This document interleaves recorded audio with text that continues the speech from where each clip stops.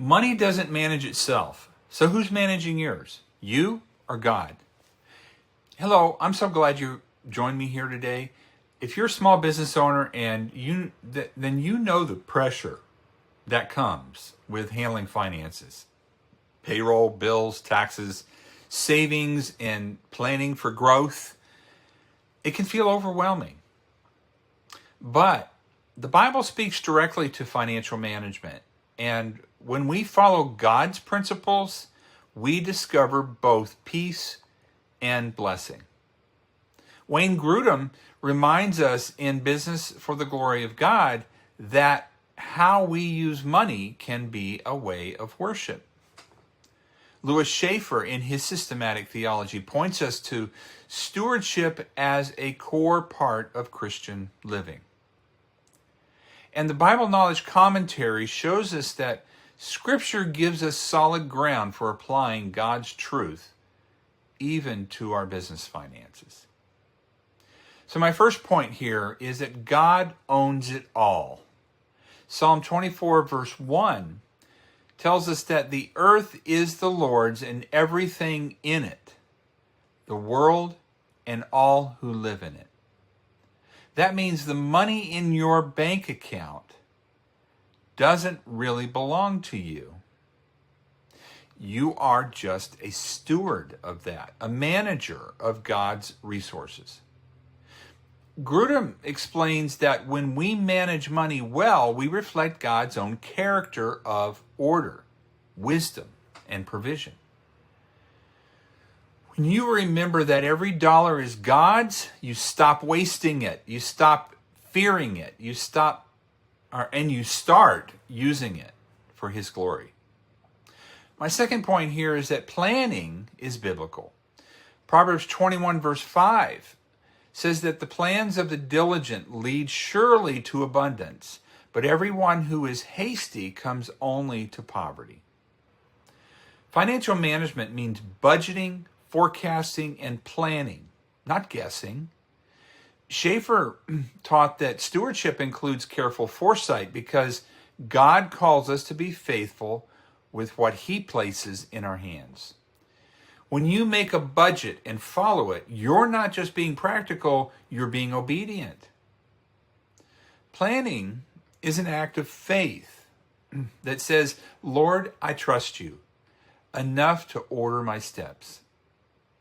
Did you know that how you pay your bills can actually preach a sermon about your faith? Stay with me. I'll show you how. My third point is integrity in finances. Romans 13 verse 7 says, give to everyone what you owe them. If you owe taxes, pay taxes. If revenue, then revenue. How you handle paying your bills honors contracts. And managing debt tells the world what kind of Christian you are. The Bible Knowledge Commentary makes it clear. Obedience in these matters is a witness to the watching world. If you cut corners, delay payments, or hide income, and you aren't just hurting your business, you're damaging your testimony. But when you act with honesty, people see Christ in you. And my fourth point here is that generosity is about generosity and growth. Luke 6, verse 38 tells us this: give, and it will be given to you. A good measure, pressed down, shaken together, and running over. Generosity is not an afterthought. It's central to Christian financial management. Grudem says that giving creates joy, both in the giver and the receiver. And when you build generosity into your business, whether through tithing, blessing your employees, or supporting missions, you're aligning with God's economy. And here's the amazing truth. God often multiplies what you give away. So let me ask you, Are you treating your business finances as God's or as your own? Do you have a clearer plan for every dollar? Are you honoring your commitments with integrity? Are you generous with what God has entrusted to you? If you'll take these 4 principles, ownership, planning, integrity, and generosity, you'll find your business not only survives but thrives because it is built on biblical ground. If this message has encouraged you, I want you to stay connected.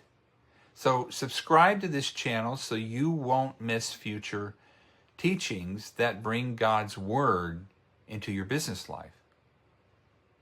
Together, we'll keep learning how to honor God in the marketplace. Let's pray. Heavenly Father, thank you for reminding us that all we have is yours. Teach us to manage money with wisdom, to plan with diligence, to walk with integrity, and to give with generosity. Bless the business owner watching today and give them peace and clarity and courage to honor you in every financial decision. In Jesus' name we pray. Amen.